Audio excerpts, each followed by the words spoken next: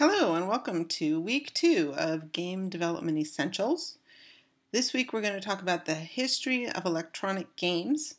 We're going to go all the way through, way back, starting in the 50s, and talk about each decade, what was developed, and that's what you need to make sure you keep in mind. You don't need to know the exact dates, but you need to know the decades that different parts of the industry were developed.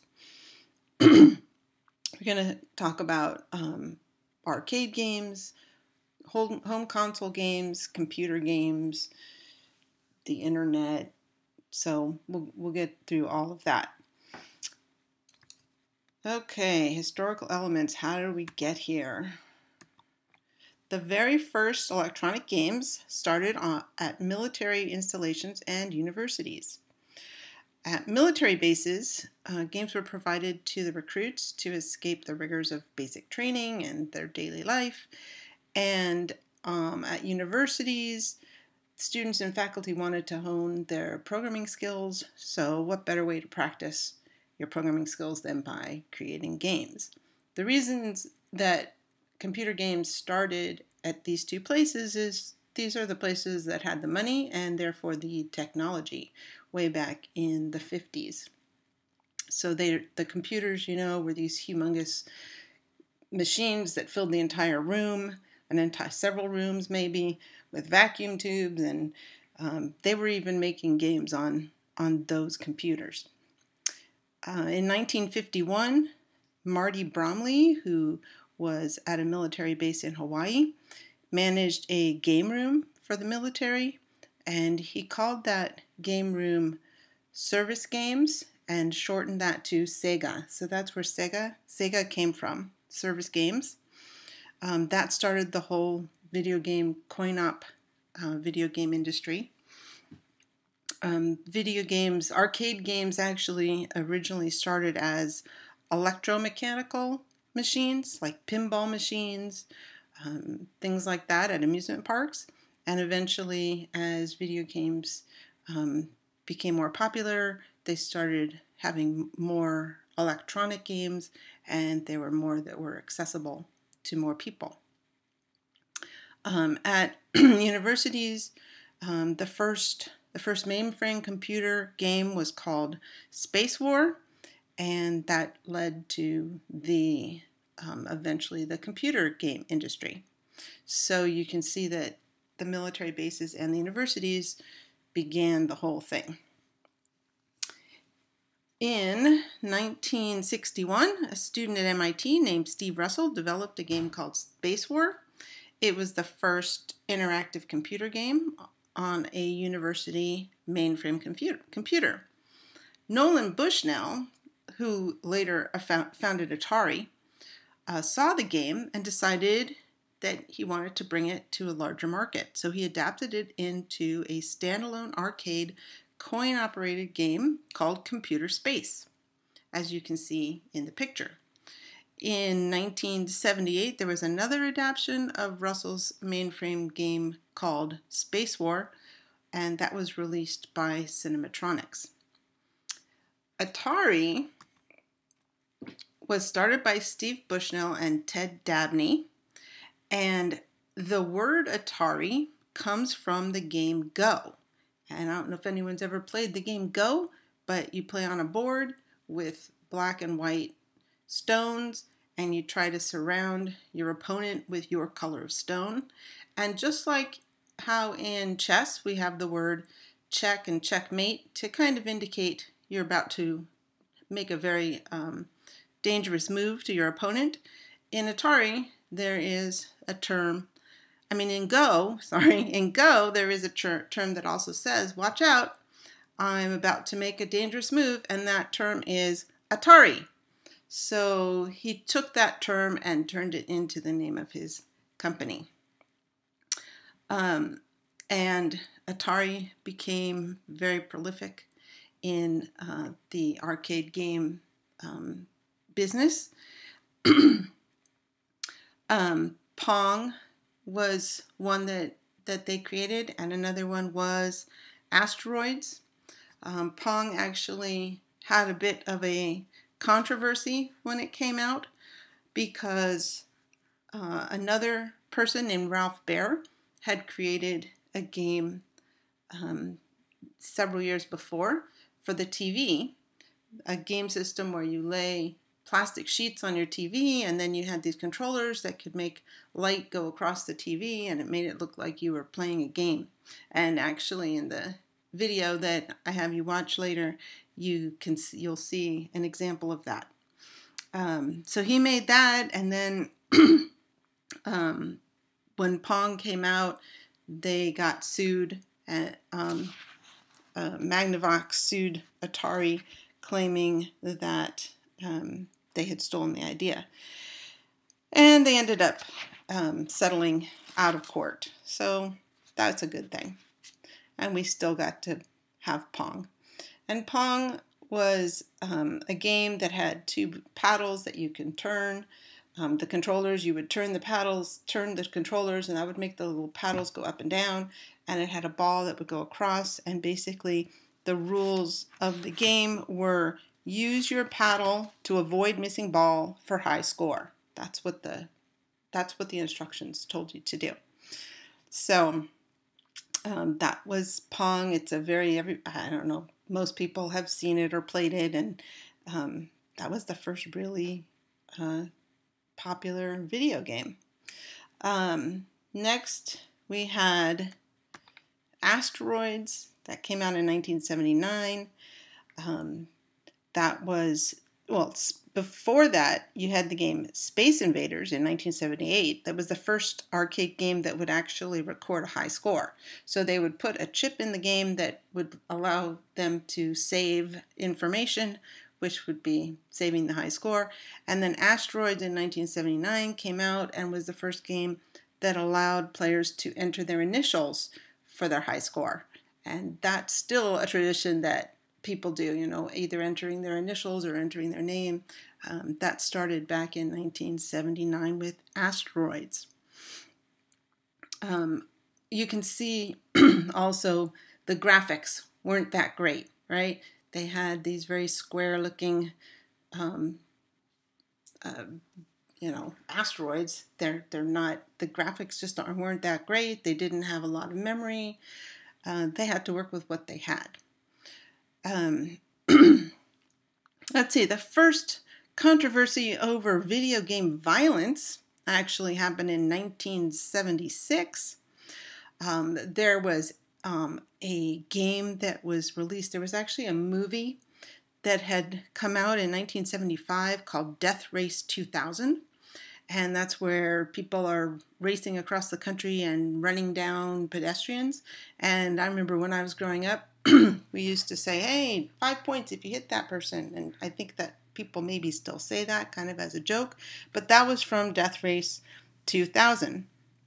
And they made a video game in 1976 called Death Race, where the players drive a little car around and drive over little stick figure people who then, once they're dead, turn into little gravestones. There was no blood, nothing, but there was a huge controversy over it being very violent and protests. There were protests all over the place, and eventually arcades stopped carrying it. So we'll be talking about video game violence and how it's changed, but you can see obviously we have a lot more tolerance now. A lot of these old video games you can actually see, and arcade games, in the Musée Mécanique in Fisherman's Wharf in San Francisco. I don't know if anyone's ever been there, but it's very interesting, and they have a whole bunch of electromechanical machines, but they also have a lot of old video games, and one of them is Death Race. It's kind of fun to actually see what it looks like. The first game that ever had color was called Galaxian, and that was a game kind of looks a little like Space Invaders, but it was in color, the first one. And you'd have you can see it in very pretty colors. Pac-Man was the first game that didn't have, it came out in 1980, and there was no shooting, and it had a joystick, multi-directional joystick for the controller, and that was the first time that was used. It was developed by Toru Iwatani of Namco. It was the most popular arcade game of all time, with over 300,000 units sold. And remember, it was arcade, so they were separately sold to different venues. Later, Ms. Pac-Man came out, and that became the first video game to star a female character. Eventually, the screens also got better. We had more memory, we had more colors, and then you could have games that could move, the objects on the screen could move in all different directions. You had things like Centipede, where the centipede moved all over and things came in and out. You also had Xevious, which was another one that was a scrolling game. Okay, in 1977, there was a Nintendo came out with the game Donkey Kong. Actually, Donkey Kong came out in 1981, but Nintendo came around, and they created this game that was kind of a cross between King Kong and Beauty and the Beast. And actually, the name Donkey Kong, in Japanese, it's not Donkey Kong. It's something like a stubborn ape or something like that. And so in English, somehow, because donkeys are stubborn and King Kong is an ape, it became Donkey Kong. The characters were an ape and a carpenter named Mario. And Mario's trying to save the princess, as you can see. The next game that came out from Nintendo was Donkey Kong Jr., which switched the roles of the ape and Mario. So Mario was now the bad guy, and the ape was trying to save the princess. Eventually, they came out with the Mario Brothers, and that's, Mario and Luigi are plumbers. They were first plumbers battling creatures in sewer pipes. The U.S. arcade business reached its peak in 1981. They had revenues of $5 billion, and Americans were spending many, many, many hours playing video games. A lot of young teenage, we'll say mostly boys, were going to arcades after school and spending hours there, putting lots of quarters into the machines. So it was a huge, huge business. Nintendo actually was first established in 1889. And what it was originally was a playing card company. So they would make playing cards, and then they turned into developing arcade games. And Nintendo kind of saved the whole electronic game industry after the slump in the 80s. The first successful driving game was called Pole Position. That came out in 1982. And the first video game that was licensed from a film studio was released in 1982 based on the movie Tron. And I don't know if anyone has ever seen Tron, but it made for a great video game. The original one was very different than any movie that had ever been made before. And the video game came out from that. Okay, then in 1977, Atari came out with a home game system.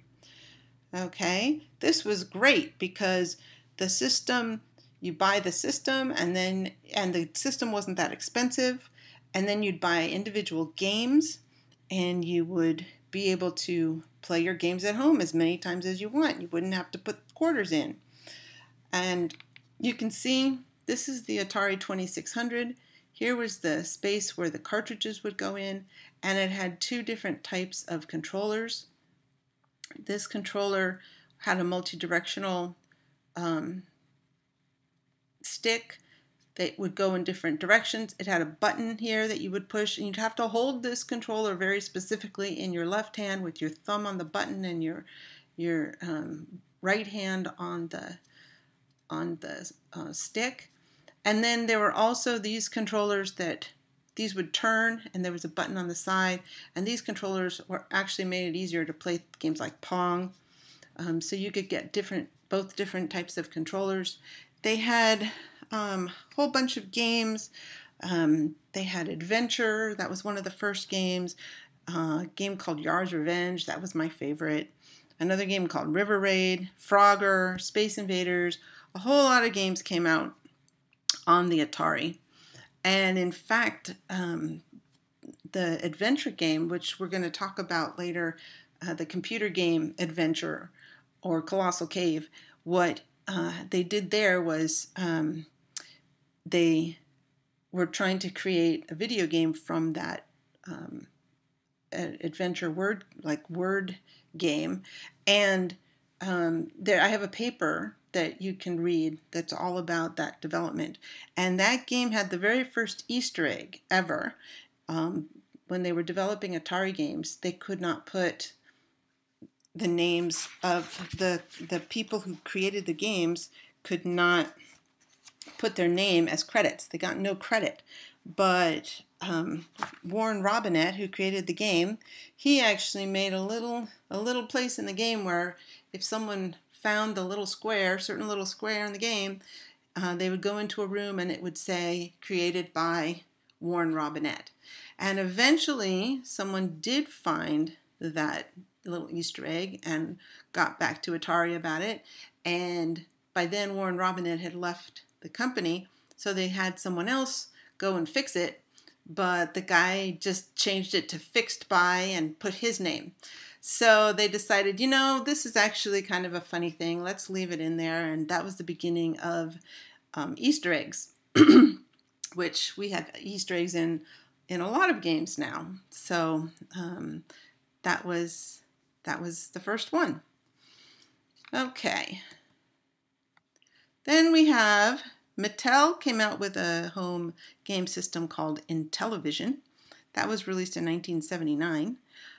It was actually better than the Atari because it had some better graphics, but it was more expensive. Another video game console that came out was called ColecoVision. It had a little joystick here, a little mushroom-shaped joystick. It had two controllers that would sit in, you could put them away really nicely. It had cartridges that you could load the games in on the cartridges. In fact, Donkey Kong came with every system, which was a boon to that system. Kind of became the standard for the at-home experience. In the 70s and 80s, they had a whole lot of games that came out. Coleco also had some games that were like miniature arcade games. They looked like real arcade games, but they were miniature. And we had a lot of games being developed. However, the entire industry came to a slump in the early 1980s. Mostly because there was not a lot of innovation going on. People were creating a lot of just the same games over and over, the same types of games. Nothing new was happening. And then we all know about the horrible disaster of the E.T. game. We all know about that, I'm sure. That was a horrible disaster, and they ended up throwing a whole bunch of the game consoles into a landfill somewhere. So the whole industry had this big slump. Like arcades no one was going to arcades anymore because now they were playing at home. But then they got tired of playing at home because no one was developing any interesting games. But then in 1985, Nintendo came to the rescue. Okay, Nintendo came out with new life for the electronic gaming business.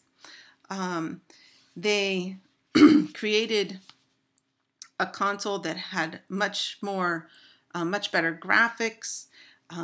But the best thing about it is that they created games that had stories and that you could play for many, many hours. So they came out with Super Mario Brothers and then The Legend of Zelda. And that was a very, seemingly limitless environment. Lots of story behind it. You could play for a long time. It was a big difference between playing that and playing, believe me, adventure on the Atari, which wasn't that much of an adventure. There were over 50 million NES systems sold. Then the Game Boy came out. That came out in the 80s, the 80s. And there have been a lot of Game Boy systems that have come out after that. But that allowed people to carry their gaming system with them, like not only at home, but now you could actually take it with you and play your games. And that was 1989. And then in the 1990s, they released the N64. Okay. Sega then came out with a bunch of systems in the 80s and 90s. They had the Sega Master System, and then they had the Genesis, the Saturn, and the Dreamcast. And what was really cool about those were that you had your games no longer on cartridges. They were now on actually PlayStation. Well, yeah, the Dreamcast even had your games were on CDs, which could hold a lot more information. You could get much better graphics out of them. You could put much more into the game. Sega also came out with the game Sonic the Hedgehog, and the Sonic character was so successful it became Sega's mascot. Sony PlayStation launched in 1995, and now you had like console wars. You had Sega, you had Sony, you had Nintendo, and those ended up between, you have PlayStation. So here, these are older. You had the PlayStation 2, the GameCube, and the Xbox. But eventually, we now have what? PlayStation 4.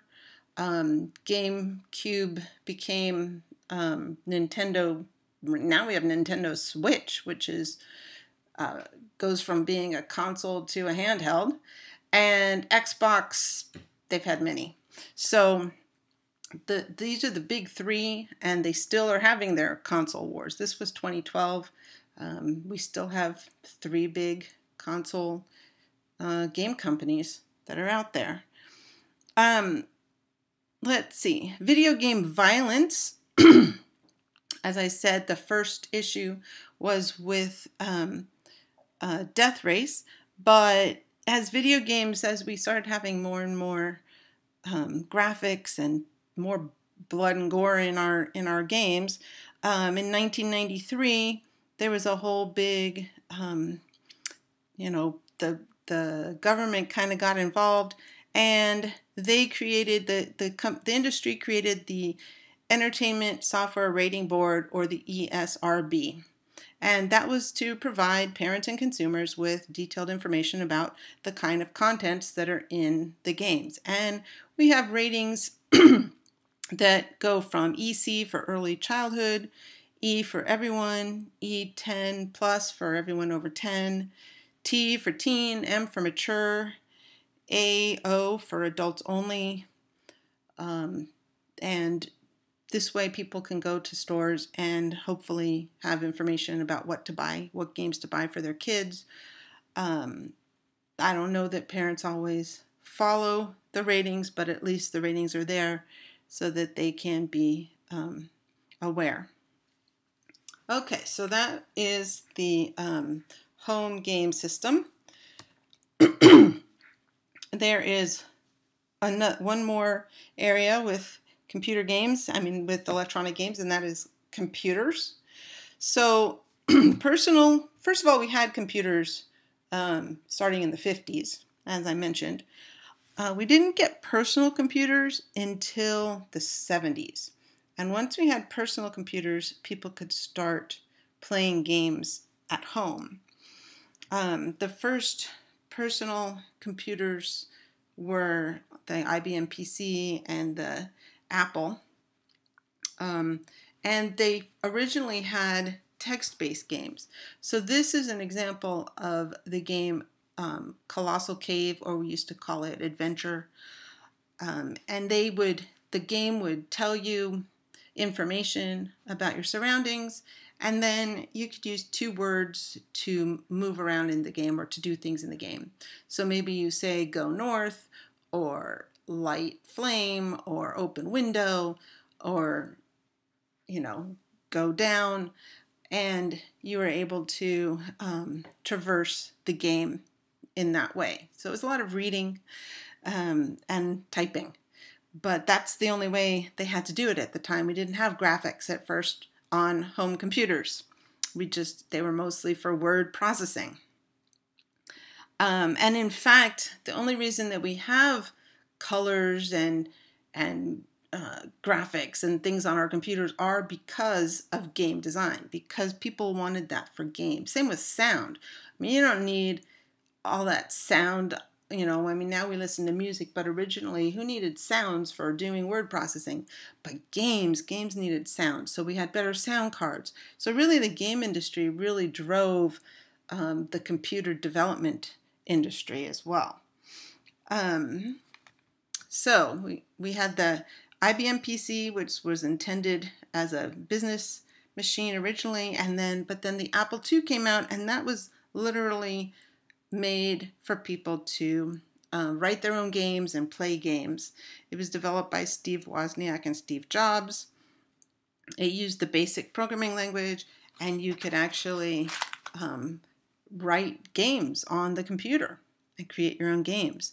Then some of the games that they had on there were Zork, Lode Runner, Wizardry, and Ultima. And those were the first games where you could move things around on the screen and told stories, and really started to become something worthwhile. Commodore 64 came out in 1982. They were very successful and more affordable than the Apple. And it was also programmable, and it had a color monitor and a lot of memory. Not really a lot of memory. You can see the memory really, they had disk drives here, and it had some memory in it, but what we call a lot of memory now is not at all what they had then, but it was a lot for the time. So computers came out in the 80s, home computers, people were using them, personal computers, getting more and more into your personal computers, until finally something happened in the 90s that changed everything, and that was the introduction of the World Wide Web, or what we now call as the Internet with a capital I. So that started online gaming. So remember that really you did have a bit of an internet that started way back in the 50s.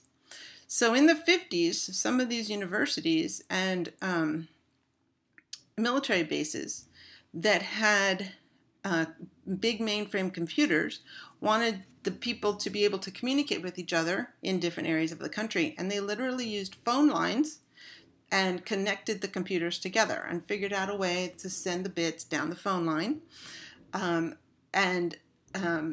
That's how the computers talk to each other. That was the beginning of an internet for computers. Well, eventually they started being able to use phone lines to people's homes. And so you could dial up and get on your computer. It would attach you connect you to a big server computer somewhere, and that then could connect you to all different computers, and that was now the internet. This was not until the 90s, so it really started in the 50s, but didn't become something we all could use until the 90s. It took that long to be developed for home use. Let's see. PLATO was actually the first online gaming system back in the 50s. Stood for Programmed Logic for Automatic Teaching Operations at the University of Illinois. That was in 1961. And it was supposed to be used for research. But somebody decided to create a multiplayer game network on it and created a 32-player game based on Star Trek called Empire. And he created a chat room called Talkomatic. And Dungeons and Dragons, they played that as well. But then they had what they called MUDs, Multiple User Dungeons, in 1979. This is now, it was kind of like it was like the adventure game, but more than one person could play at a time. So you could play in a group. It was just like Dungeons and Dragons, and you could play together in this multiple user dungeon. CompuServe was the first internet service provider, and you could actually pay by the hour of play. So you would dial in. You'd have a modem, and you would dial in on your phone and connect to a gaming computer, where you could then play your games online, play with other people. Quantum Link was the beginning, the forerunner to America Online. And I don't know if you all, America Online is still around. They began as this game company, and you could play games, you could shop, you could do different things. And eventually they started the Ultima series in 1991, Ultima Online. Let's see, we also have another one here, GEnie. So in the 1990s, you suddenly had people going online more and more, and eventually we came out with the World Wide Web. And now you could have massively multiplayer games. So not only would you hook up with maybe 4 or 5 other people through a modem, you could now hook up with millions of people across the whole world. And that's where MMOs finally came to be, because we had the World Wide Web in the 1990s. Okay, one more type of games are the mobile and handheld games. You can see these are kind of original ones. We had a Nintendo DS, PlayStation had a portable game, there was the N-Gage. You could even play games on your little Nokia phones that were in your home, that were attached to your home. I know there was a game on there called Snake. Here are new computers that have game systems. With the handheld. Oh, actually, what do we have? Well, I think there's some more pictures later that I'll show you. Yeah, okay. These are some of the game systems now, except they're not now. This was back in 2012, where we had the Xbox 360, the PlayStation 3, and the Wii, which is Nintendo. So you still have the 3 big game companies. And now we have, I don't know, the Xbox, whatever the new one is, and the PlayStation, whatever the new one is, 4, and Nintendo has the Switch instead of the Wii. The Wii was a big deal because the whole, motion controls, that was a huge thing, and that brought in another whole huge segment of the market, because now people were playing with their grandmas and grandpas, and there was a lot of games that had to do with exercise, and it opened up a whole a whole window, a whole new market to the gaming.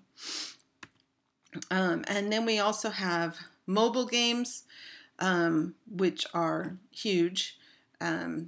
We use our phones, we use iPad or other tablets. The 3DS was a whole different game system from Nintendo, where you had more screen space. The PS Vita, and then now we have the Nintendo Switch, which goes from a regular console video game system to a handheld video game system, which is very cool. And you can get the Switch Lite and play your games wherever you want. So that pretty much ends the history portion of electronic gaming. We zipped right through that. Remember, you need to know what happened in each of the in each decade. So in the 50s, we had the beginnings of computers, and we also had the beginning of an internet. In the 60s, we had the beginnings of arcade games. In the 70s, arcade games became really huge, and then we started having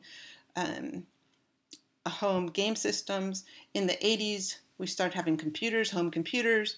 In the 90s, we had the internet, and then from then on, we've had mobile games, and just everything's just getting better and better. So you have some other videos that I'd like you to watch, and then you have a homework assignment, which you'll have every week. So have a great week, and I'll talk to you next time.